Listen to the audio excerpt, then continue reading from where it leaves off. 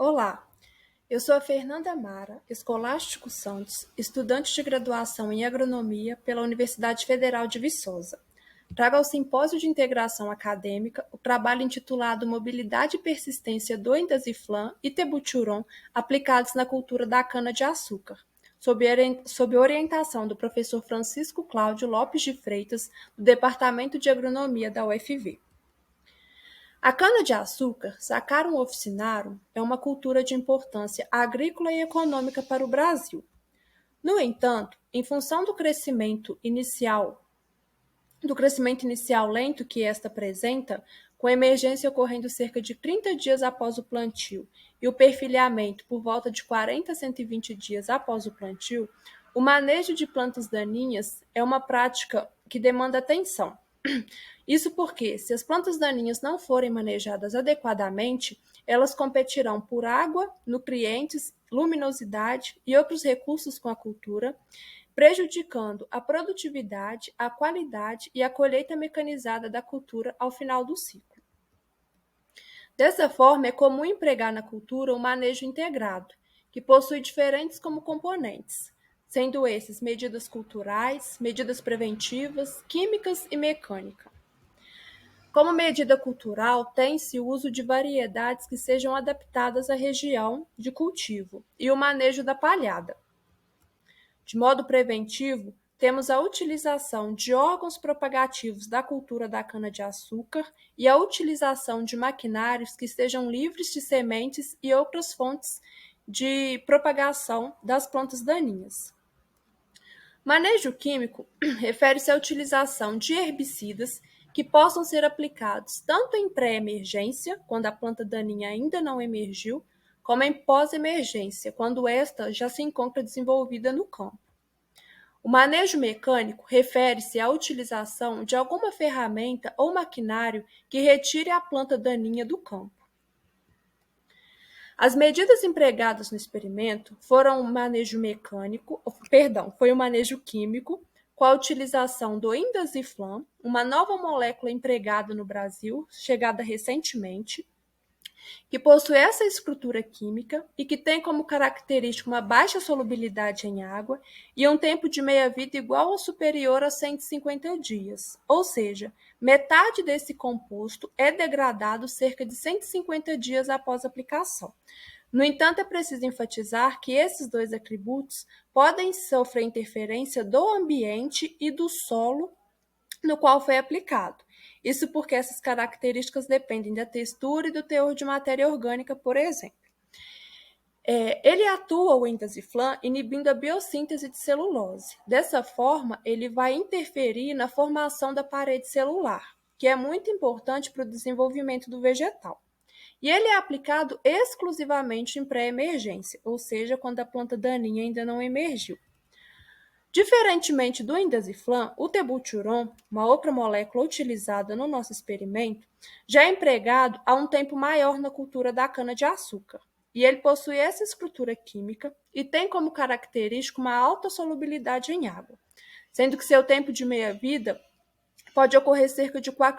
chega a ocorrer cerca de 400 dias.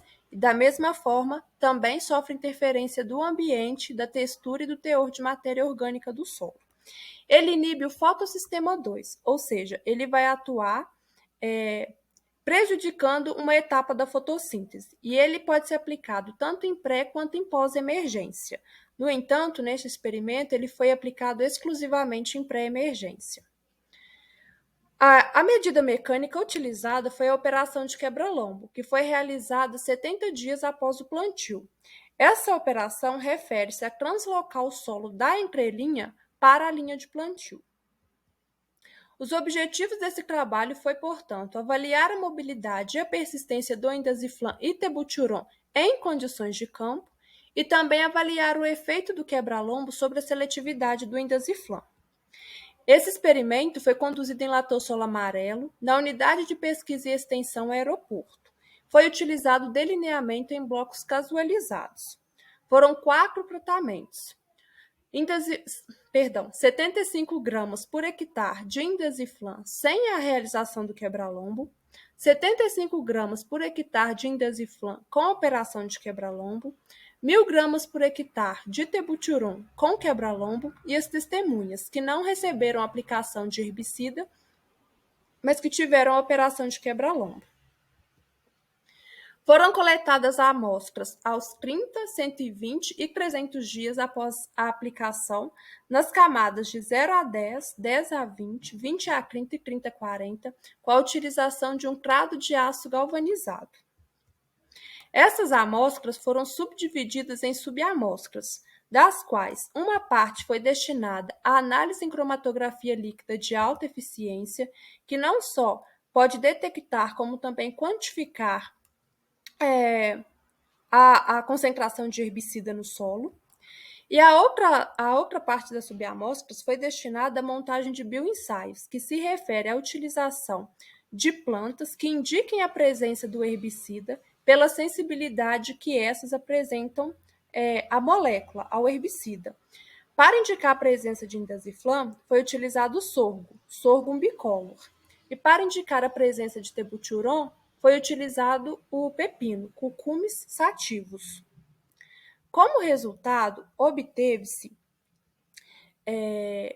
com a análise em cromatografia líquida, somente a detecção de tebutyron nas camadas de 0 a 10 e 10 a 20 aos 30 dias após a aplicação. No entanto, os bioensaios demonstraram uma maior sensibilidade e levaram à detecção dos herbicidas nos 3 períodos, 30, 120 e 300 dias após a aplicação.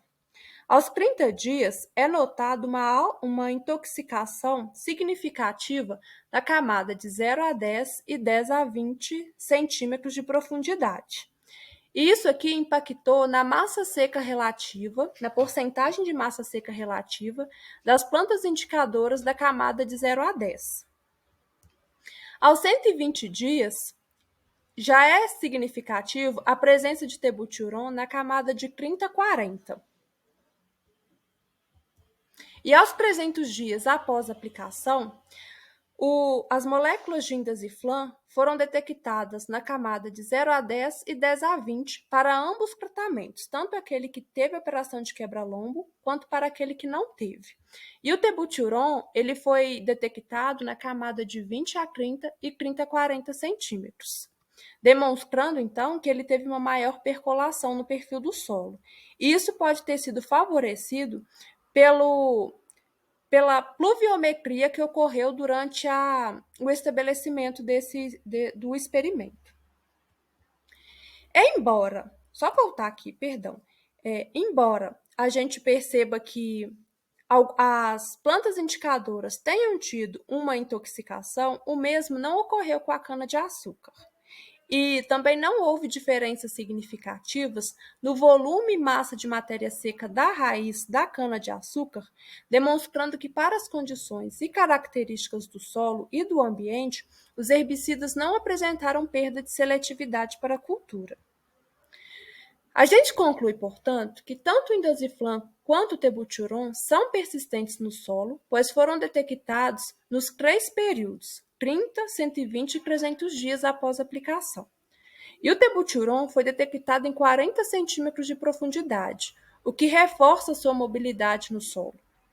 O método biológico foi mais eficaz na detecção de indaziflam nos solos em relação ao método cromatográfico. Isso porque esse método biológico teve a capacidade de detectar o herbicida nas diferentes profundidades e também nos 3 períodos. E não houve interferência significativa do quebra-lombo na dinâmica do indaziflam, ou seja, a operação de quebra-lombo associado com a aplicação do indaziflam não acarretou na intoxicação da cana-de-açúcar.